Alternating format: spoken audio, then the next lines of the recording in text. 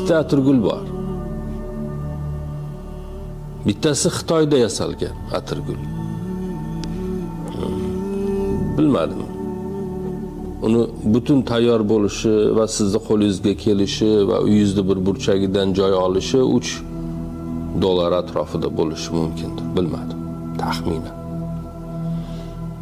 Ikkinchi bir atirgul bor, siz uni bordingiz, haqiqatdan gul ekib, o'stirib sotadigan haqiqiy atirgul ya'ni. Ikkalasini qo'yib qo'ydingiz. Xitoydan olib kelgan atirgulni barglarini bunday tortsangiz sug'uriladi bantidan. Yana qaytarib ichiga solib qo'ysangiz bo'ladi. Hatto qiyshaytirsangiz bo'ladi. Tanasini qiyshayadi, istagan shaklingizga olib kelasiz, lekin yana to'g'rilab qo'ysangiz bo'ladi uni. Gullarini tortsangiz yulinmaydi. Turaveradi. Ammo 1000 yil hidlasangiz hech hid kelmaydi. Ikkinchi atirgul haqiqiysi.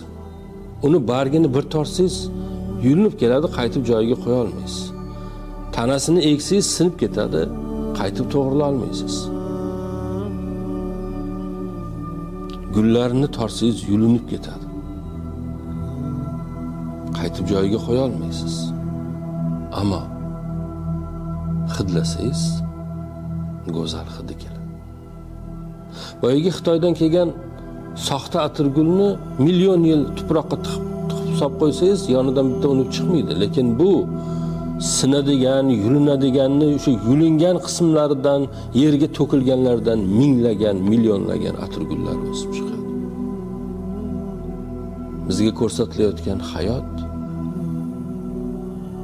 bizni havaslantirayotgan hayot, ya'ni iblisning tuzoqlari asosiga qurilayotgan hayot, bu o'sha soxta atirgullardir. Ammo haqiqiy hayot, haqiqiy atirguldir. Sinadi, to'kiladi, eziladi, yulinadi, quriydi, qovjiraydi, yo'q bo'ladi. Ammo go'zal bir hidi bor.